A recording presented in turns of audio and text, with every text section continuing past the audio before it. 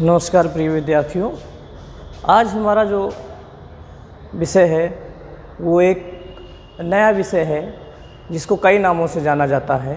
इसको आप शिक्षा तकनीकी एजुकेशनल टेक्नोलॉजी भी कह सकते हैं और इसको शिक्षा में नवाचार एवं नवीन प्रवृत्तियों के नाम से भी जाना जाता है।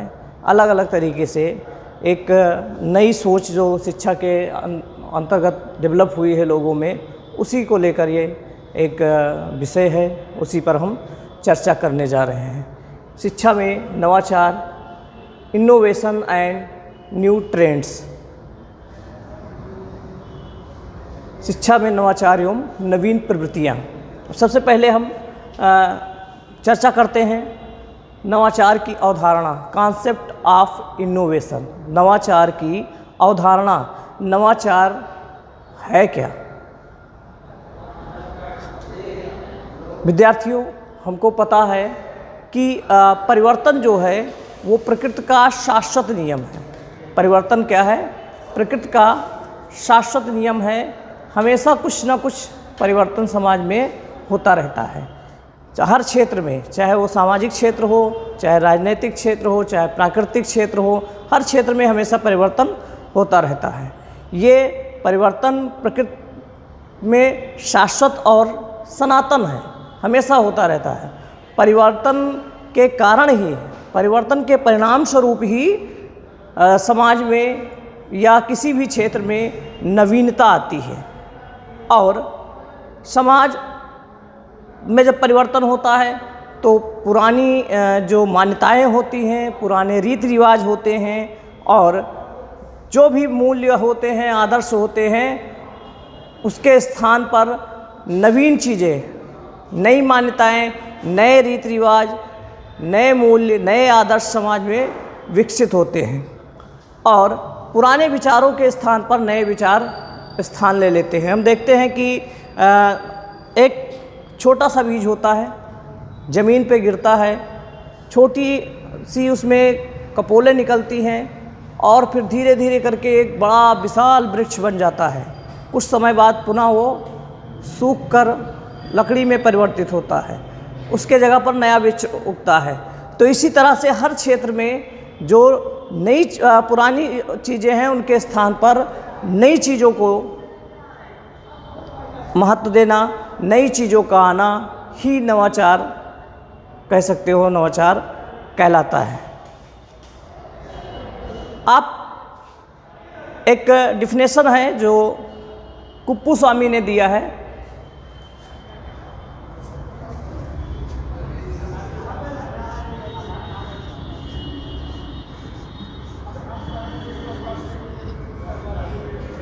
कुप्पुस्वामी के अनुसार यह निर्विवाद सत्य है। कुप्पुस्वामी के अनुसार यह निर्विवाद सत्य है कि समाज का एक बड़ा वर्ग, कुप्पुस्वामी के अनुसार यह निर्विवाद सत्य है कि समाज का एक बड़ा वर्ग जब नवाचार को ग्रहण करता है, समाज का एक बड़ा वर्ग जब नवाचार को ग्रहण करता है तो सामाजिक परिवर्तन होते हैं। ये कुप्पुस्वामी की परिभाषा है नवाचार के कॉन्सेप्ट के बारे में कि समाज का एक बड़ा वर्ग जब, यह निर्विवाद सत्य है कि समाज का एक बड़ा वर्ग जब नवाचार को ग्रहण करता है तो सामाजिक परिवर्तन होते हैं। ऐसा कुप्पुस्वामी का मान्यता है। इसी को लेकर बार्नेट का एक कथन है। बार्नेट के अनुसार नवाचार सामाजिक परिवर्तन का आधार होता है। नवाचार सामाजिक परिवर्तन का आधार होता है। नवाचार के कारण ही सामाजिक परिवर्तन संभव होता है। हम बहुत क्षेत्रों में देखते हैं, जैसे कह सकते हो कुछ दिन पहले हम देखते हैं कि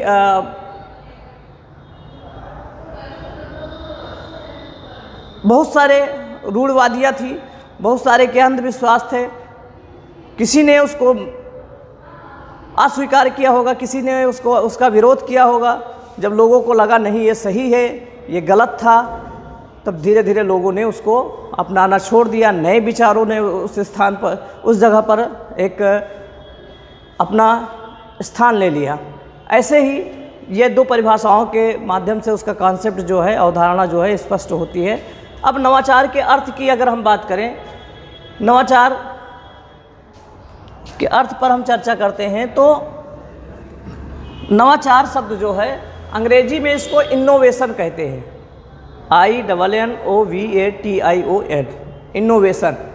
इनोवेशन शब्द जो है वो इनोवेट शब्द से बना है। अंग्रेजी का इनोवेशन जो शब्द है वो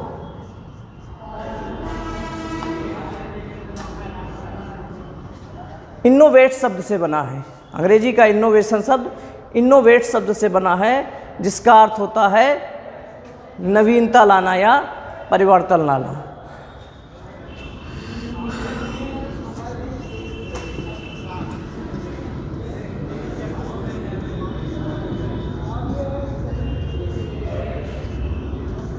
नवीनता या परिवर्तन, इनोवेट का जो रूप है, पर्याय है, उसका अर्थ है नवीनता या परिवर्तन। ठीक, इस प्रकार से हम कह सकते हैं कि नवाचार वो है जो नवीनता या परिवर्तन लाता है। नवाचार वो है जो नवीनता और परिवर्तन लाता है। ये इनोवेट शब्द का, इनोवेशन शब्द का शाब्दिक अर्थ हुआ। वह नवाचार, वह व्यवहार जो नवीनता या परिवर्तन लाए वही नवाचार है। वह व्यवहार जो नवीनता या परिवर्तन लाए वही नवाचार है। अब अगर हम इसको नवाचार शब्द का हिंदी में अर्थ निकालते हैं तो ये दो शब्दों से मिलकर बना है, नव धन आचार। नव धन आचार, नव का अर्थ होता है नवीन या नया, आचार का अर्थ होता है आचरण या व्यवहार। इस तरह से जब हम कोई नया आचरण या नया विचार, नया व्यवहार अपनाते हैं तो उसी को नवाचार कहा जाता है। ठीक, ये नवाचार से संबंधित नवाचार का शाब्दिक अर्थ है संक्षिप्त रूप में। अब हम आगे बढ़ते हैं तो परिभाषा की बात आती है, नवाचार की परिभाषाएं। नवाचार की परिभाषाएं, नवाचार है क्या? तो परिभाषाओं में हम फिर उन्हीं को याद करते हैं। बार्नेट ने नवाचार की परिभाषा देते हुए कहा है कि नवाचार एक ऐसा विचार है, नवाचार एक ऐसा विचार है, व्यवहार है अथवा पदार्थ है। नवाचार एक ऐसा विचार है, व्यवहार है अथवा पदार्थ है जो नवीन है और वर्तमान स्वरूप में गुणात्मक दृष्टि से भिन्न है। ये बार्नेट की डिफिनेशन है, बार्नेट की परिभाषा है। वो क्या कहते हैं कि नवाचार एक ऐसा विचार है, व्यवहार है अथवा पदार्थ है जो नवीन है और वर्तमान स्वरूप में गुणात्मक रूप से, गुणात्मक दृष्टि से भिन्न है। ये बार्नेट की डिफिनेशन है। एक और डिफिनेशन, एक और परिभाषा हम नवाचार की आपके सामने रखते हैं। कोठारी कमीशन के अनुसार,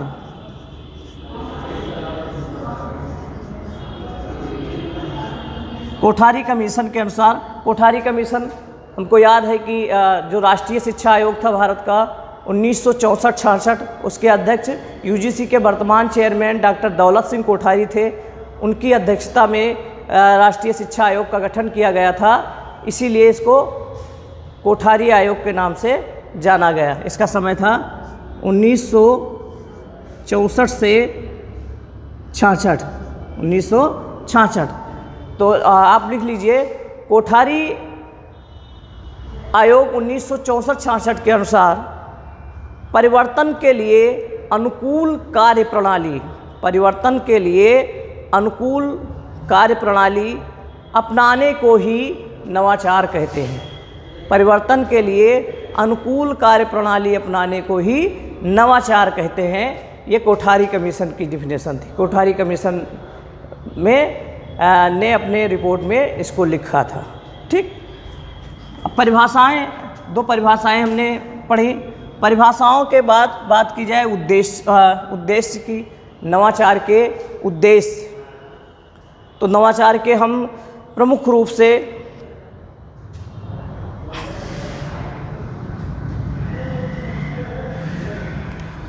3 उद्देश्य की चर्चा कर सकते हैं। नंबर 1, पहला उद्देश्य नवाचार क्या क्या है? अध्यापन की नई तकनीकियों का विकास करना। नवाचार का पहला उद्देश्य क्या है? अध्यापन की नई तकनीकियों का विकास करना। दूसरा उद्देश्य है अध्यापक को उसके परिश्रम का अधिकतम लाभ देना। अध्यापक को उसके परिश्रम का अधिकतम लाभ देना। जैसे अभी अब तकनीकी का ही है कि हम आप जुड़े हैं सामने, ये तकनीकी ही है, ये नवाचार ही है। इससे पहले हमने इसके बारे में नहीं सोचा। ये नवाचार है, ये नया प्रयास है, नया विचार है। धीरे धीरे लोग इसके महत्व को समझने लगे और ज़्यादा से ज़्यादा लोग अब इसको एक्सेप्ट कर रहे हैं। यही चीज़ नवाचार को सबसे ज़्यादा बेहतर ढंग से डिफ़ाइन कर सकती है। नवाचार के बारे में बेहतर ढंग से हम समझ सकते हैं।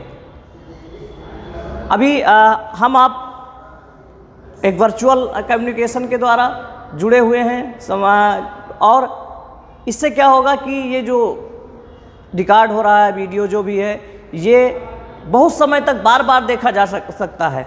लेकिन अगर ये नवाचार ना हो तो एक समय में एक ही क्लास में कुछ ही बच्चों को बताया जा सकता है और फिर अगर दूसरे जगह पर वही चीज़ पढ़ानी, फिर से वही मेहनत करना पड़ेगा, फिर से अधिकतम परिश्रम करना पड़ेगा। तो इसका दूसरा उद्देश्य है कि अध्यापक को उसके परिश्रम का अधिकतम लाभ देना। ठीक, फिर तीसरे उद्देश्य की बात करते हैं। तीसरे उद्देश्य की जब बात करते हैं तो विद्यालय प्रशासन में अनुकूल परिवर्तन तथा छात्रों और अभिभावकों को की आकांक्षाओं के अनुकूल होना। इसका क्या मतलब? इसका मतलब ये है कि विद्यालय प्रशासन में अनुकूल परिवर्तन, जिससे वह विद्यार्थियों के लिए और अभिभावकों के लिए, दोनों लोगों के लिए लाभकारी हो। इसलिए भी इस एक उद्देश्य इसका ये भी है। जैसे आप कह सकते हो आज ऑनलाइन किताबें निकल रही हैं, आज लाइब्रेरी में जाएंगे, वहाँ कंप्यूटर पर डाला नंबर, आपका पूरा रिकॉर्ड आएगा, किताब इशू कर दी, आप फीस जमा करने गए, ऑनलाइन ट्रांजैक्शन हो गया। तो इससे विद्यार्थी और अभिभावक दोनों को इसका लाभ मिल रहा है और कॉलेज प्रशासन भी उनके अनुसार कार्य कर रहा है। ये उद्देश्य है। फिर विशेषताओं की चर्चा करते हैं कि नवाचार की विशेषताएं क्या होती हैं। तो विशेषताओं में नंबर 1 पहला है नवाचार एक नवीन विचार है। नवाचार एक नवीन विचार है, एक नई सोच है। ठीक। नंबर 2, वर्तमान परिस्थितियों में सुधार लाने का प्रयास है। नंबर 2, नवाचार की विशेषता क्या है? वर्तमान परिस्थिति, जो परंपरागत परिस्थितियां चल रही हैं, इसमें सुधार लाने का प्रयास है। नंबर 3, नवाचार का उद्भव आवश्यकता और परिस्थितियों पर निर्भर होता है। नवाचार का उद्भव आवश्यकता और परिस्थिति जन्य होता है।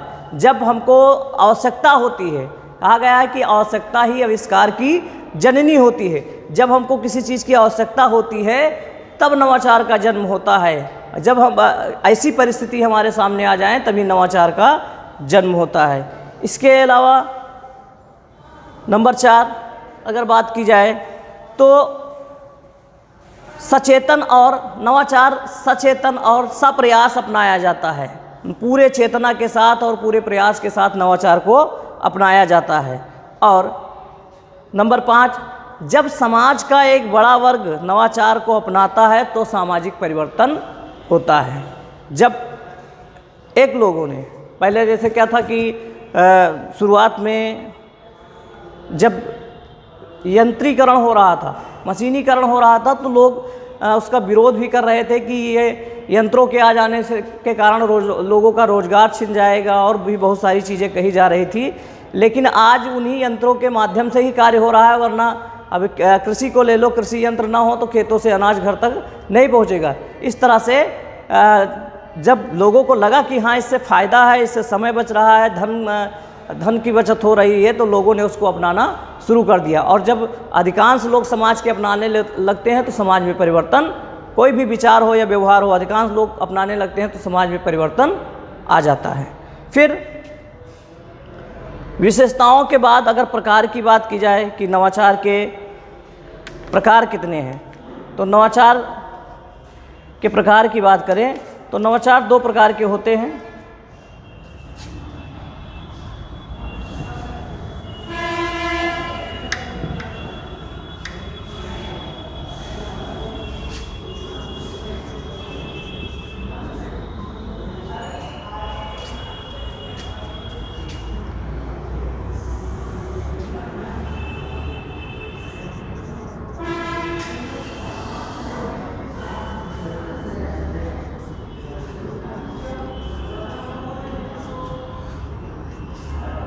नवाचार 2 प्रकार के होते हैं, एक समस्या संबंधी नवाचार और दूसरा सामाजिक अंतःक्रिया संबंधी नवाचार।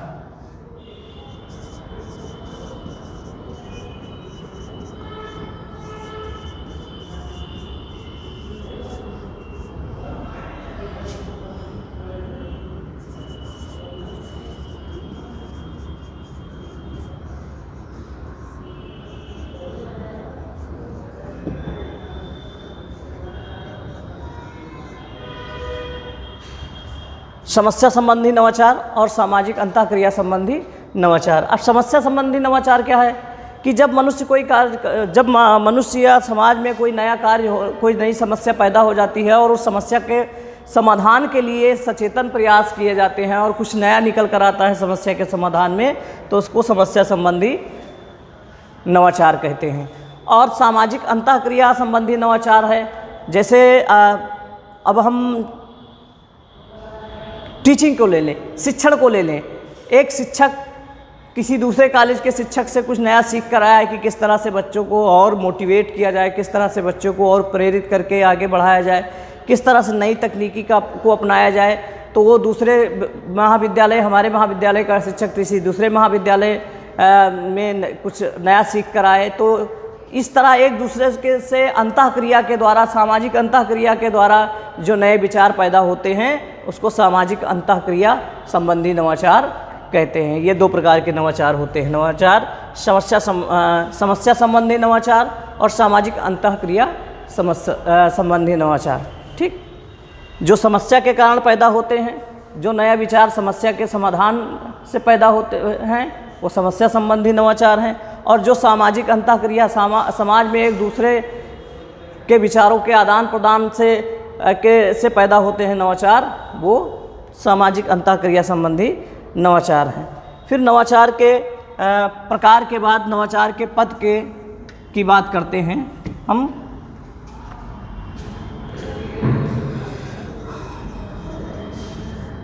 नवाचार के पद।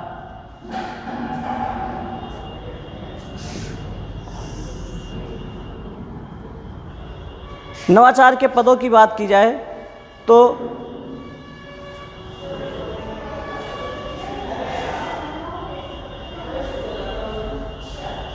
रोजर्स ने नवाचार के 5 पद बताए हैं।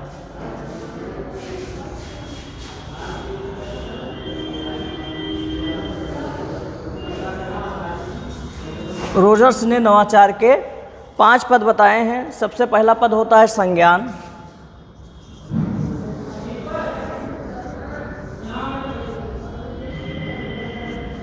पहला पद संज्ञान होता है। दूसरा पद नवाचार का होता है जो अभिरुचि।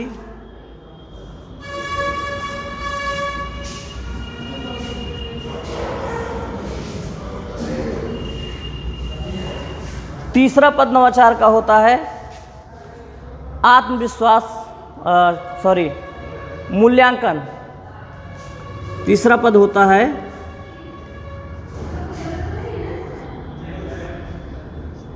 मूल्यांकन। चौथा पद होता है प्रयोग एवं परीक्षण।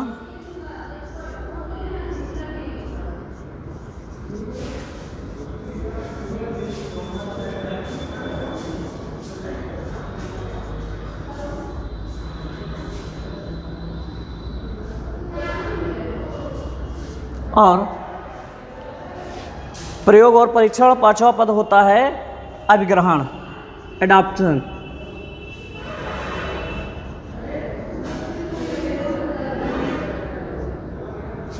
इस तरह से नवाचार के 5 पद बताए गए हैं। किसने बताया है? रोजर्स ने बताया है। पहला पद संज्ञान, दूसरा अभिरुचि, तीसरा मूल्यांकन, चौथा प्रयोग एवं परीक्षण और पांचवा अभिग्रहण। अभिग्रहण मतलब एडॉप्शन, एडॉप्ट कर लेना। पहला है संज्ञान। इसकी संक्षिप्त से हम चर्चा कर लेते हैं। संज्ञान सबसे पहले क्या होता है कि व्यक्ति किसी वस्तु, व्यक्ति या क्रिया के बारे में, विचार के बारे में जानकारी लेता है। अवेयरनेस, संज्ञान का मतलब होता है अवेयरनेस, अवेयर होता है उसके बारे में, उसकी जानकारी लेता है। सबसे पहले हम जब नवाचार को अपनाते हैं तो सबसे पहले हम किसी विषय वस्तु के बारे में, व्यक्ति के बारे में, क्रिया के बारे में संज्ञान लेते हैं कि ये क्या है। ठीक। दूसरे नंबर पर केवल संज्ञान लेना ही पर्याप्त नहीं है, उसमें हमारा इंटरेस्ट भी होना चाहिए, अभिरुचि। अगर हमारा इंटरेस्ट नहीं है, जैसे हम बाज़ार में गए तो कोई नई चीज़ हमको दिखाई पड़ी तो ये संज्ञान हो गया कि हाँ ये क्या है। फिर संज्ञान के बाद उसमें हमारा इंटरेस्ट होना चाहिए कि ये चीज़ हम मतलब हमको, हमारी रुचि इस चीज़ में है या नहीं है, इसको हमको चाहिए या नहीं चाहिए।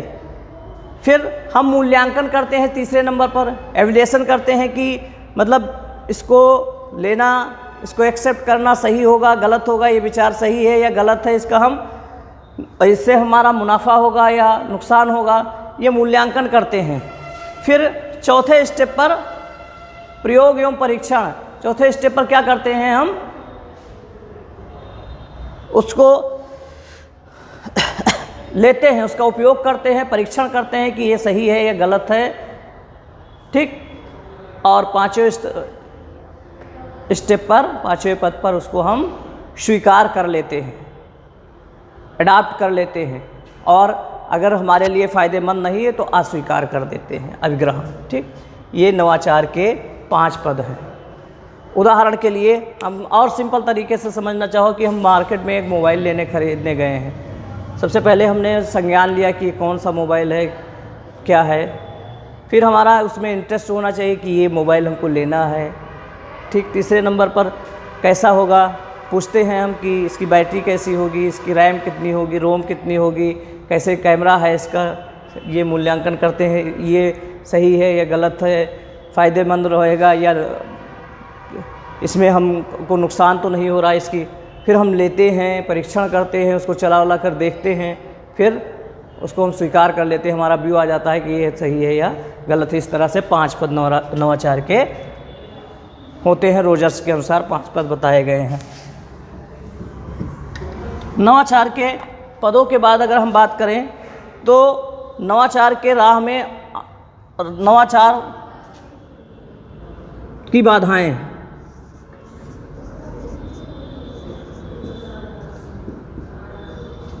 नवाचार के राह में कौन सी बाधाएं आती हैं, बाधाओं की हम बात करते हैं तो नवाचार के राह में 2 प्रकार की बाधाएं आती हैं। ठीक।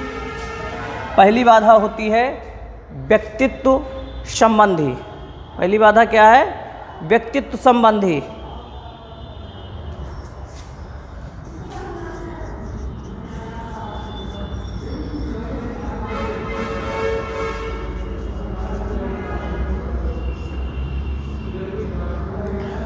पहली बाधा क्या है नवाचार के राह में? व्यक्तित्व संबंधी बाधा। व्यक्तित्व संबंधी बाधा में क्या आता है? पहला है आत्मविश्वास का अभाव,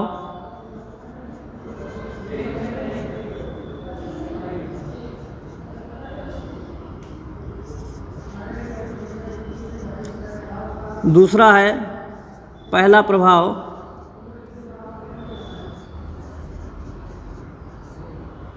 तीसरा है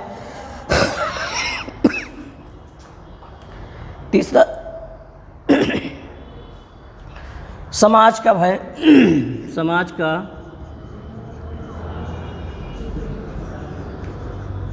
भय।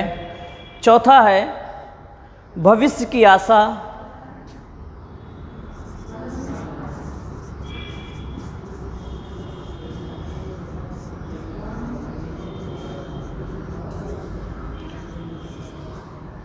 भविष्य की आशा। पांचवा है नैतिकता।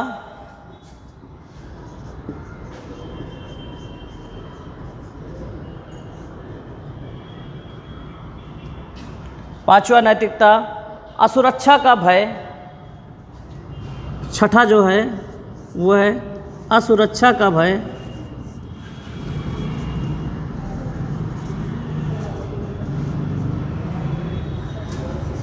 सातवां है आदतें।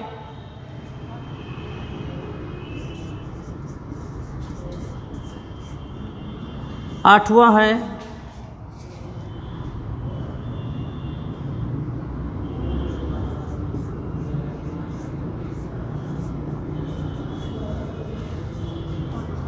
निजी स्वार्थ और नवा है अभिवृत्ति।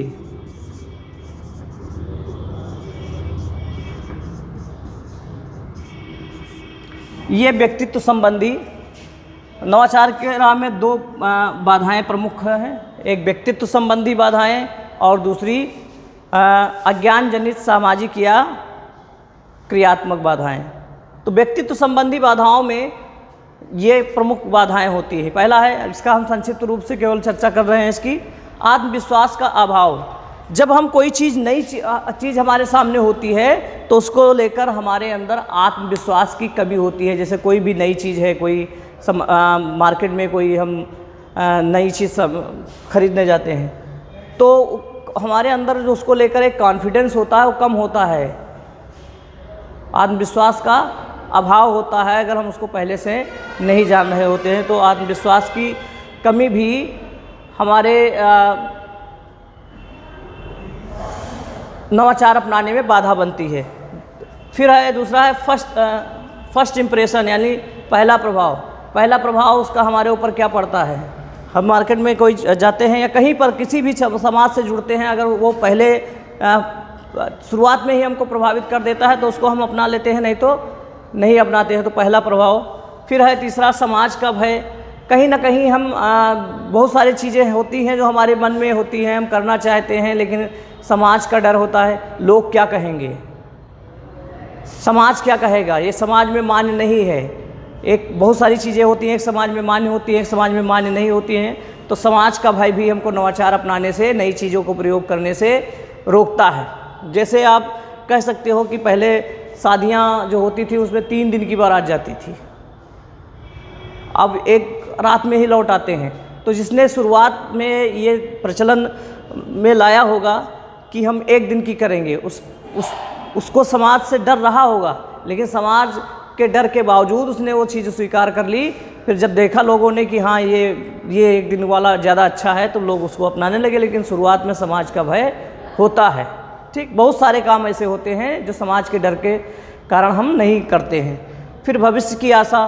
हम नई चीज़ों को अपनाने में, नए विचारों को अपनाने में हमारे अंदर एक भय बना रहता है। भविष्य को लेकर, हम अपने फ्यूचर को लेकर कॉन्फिडेंस नहीं होता है, ये सही होगा या नहीं होगा, इसका परिणाम क्या होगा, कैसे क्या होगा, इसको लेकर भी हम अनिश्चित रहते हैं, इसलिए नवाचार नहीं अपनाते हैं। फिर नैतिकता, मोरालिटी जिसको कहते हैं। नैतिकता ये होती है कि हम परंपरागत आदर्शों में, मूल्यों में और रीति रिवाजों में विश्वास करते रहते हैं, हम नई चीज़ों को नहीं स्वीकार कर पाते हैं, ये नैतिकता है। असुरक्षा का भय, एक डर लगा रहता है हमको, उसको लेकर कोई भी वस्तु लेते हैं या किसी भी विचार को अपनाते हैं तो एक असुरक्षा होता है, एक डर रहता है। हम नया बिजनेस करने जाते हैं तो असुरक्षा होती है कि हम इसमें सक्सेस होंगे या नहीं होंगे, तो असुरक्षा का भय भी नवाचार नहीं अपनाने देता है। आदतें, परंपरागत चीज़ों में हमारी आदतें बनी रहती हैं तो नई चीज़ें हम नहीं अपनाना चाहते हैं। ठीक, जैसे बहुत लोग, अभी कोरोना का समय चल रहा है, बहुत लोग आज भी अभी भी बहुत सारे शिक्षक हैं या बहुत सारे लोग हैं जो मल्टीमीडिया के माध्यम से, इंटरनेट के माध्यम से छात्रों तक नहीं जुड़ पाए, कहते हैं कि ये हमारी आदत में नहीं है, या आदतों के कारण भी हम जो चीज़ें अपनाए रहते हैं वही हमारी आदत बन जाती है, नई चीज़ें नहीं अपनाने चाहिए।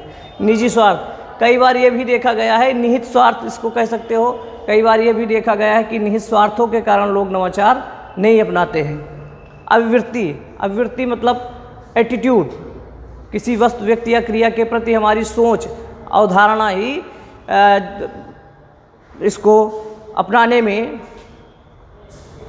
दिक्कत करती है। कुछ लोग होते हैं कोई इनोवेटिव होते हैं और उसमें एटीट्यूड होता है, एक कॉन्फिडेंस होता है, एप्टीट्यूड होता है कि वो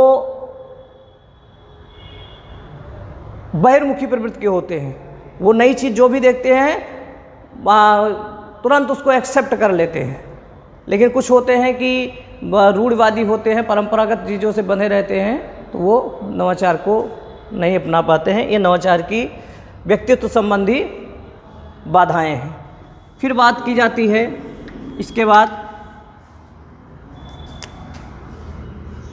दूसरा है अज्ञान जनित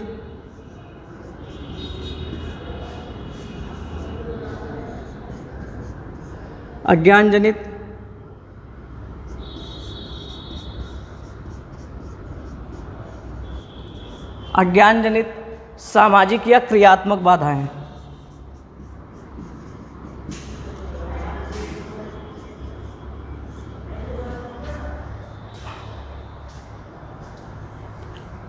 इसमें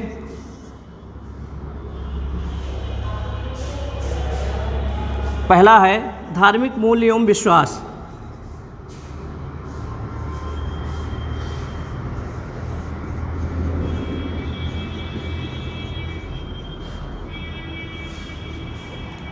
धार्मिक मूल्य एवं विश्वास,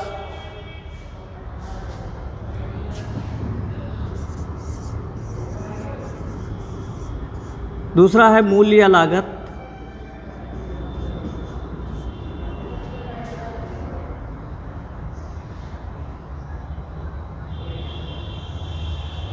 तीसरा है प्रसारण का अनुमान मुश्किल,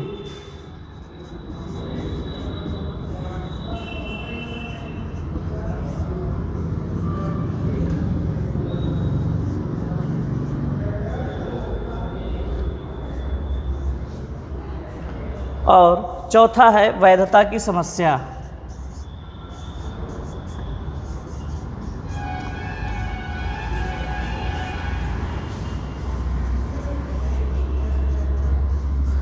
वैधता की समस्या, ये अज्ञान जनित सामाजिक या क्रियात्मक संबंधी बाधाएं हैं नवाचार को, जो नवाचार के रास्ते में बाधा उत्पन्न करती हैं। धार्मिक मूल्य और विश्वास, हम धर्म से बंधे होते हैं। हर धर्म के अपने कुछ मूल्य होते हैं, कुछ वैल्यूज़ होती हैं और कुछ विश्वास होते हैं, और उन मूल्यों और विश्वासों के कारण हम नई चीज़ों को नहीं अपना पाते हैं, नए विचारों को नहीं स्वीकार करते हैं। कहते हैं ये हमारे धर्म में नहीं है या हमारे धर्म के रीति रिवाजों से अलग है, इसको क्या अपनाएं, इस तरह की चर्चाएं होती हैं। ये हमारे विश्वास में नहीं है। तो ये चीज़ें हैं, ये भी नवाचार को अपनाने नहीं देते हैं।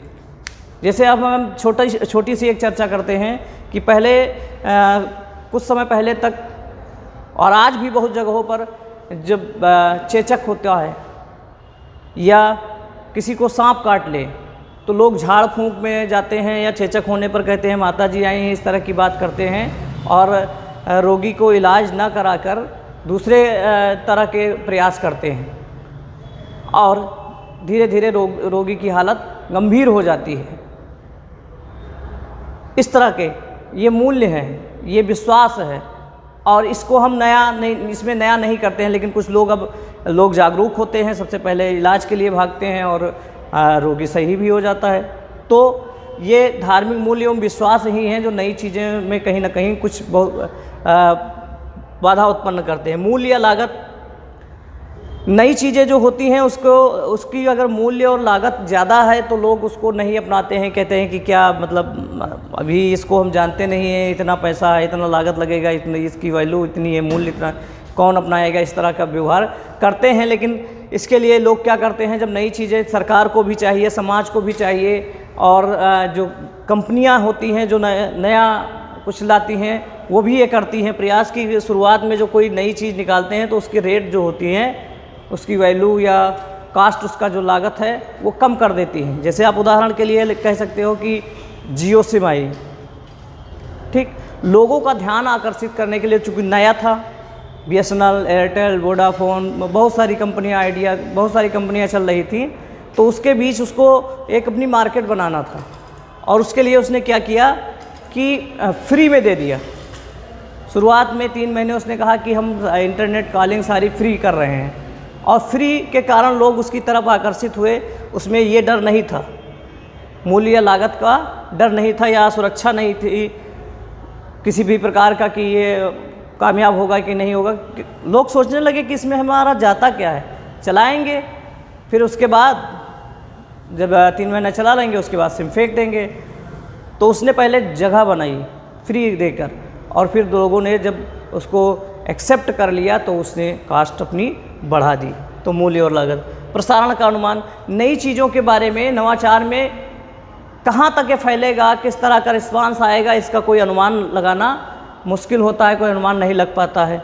और वैधता की समस्या भी होती है कि नई चीज़ें हैं जो ये चलेंगी नहीं चलेंगी, ये नए विचार हैं, कहाँ तक स्थायी होंगे नहीं होंगे, इस तरह की असुरक्षा की भावना लोगों के अंदर होती है। ये भी नवाचार की एक समस्या है। तो ये नवाचार की समस्याएं हैं। ये हमारा नवाचार से के संबंधित नवाचार के अवधारणा, नवाचार का अर्थ, नवाचार की परिभाषा, नवाचार के उद्देश्य, विशेषताएं, नवाचार के प्रकार, नवाचार के पद, नवाचार के राह की बाधाएं, इसकी चर्चा हमने की है। अगर ये व्याख्यान पसंद आया हो तो वीडियो को लाइक करिए, शेयर करिए और चैनल को सब्सक्राइब करिए। सभी प्रकार के शिक्षक भर्ती के लिए उपयोगी चैनल है हमारा। धन्यवाद।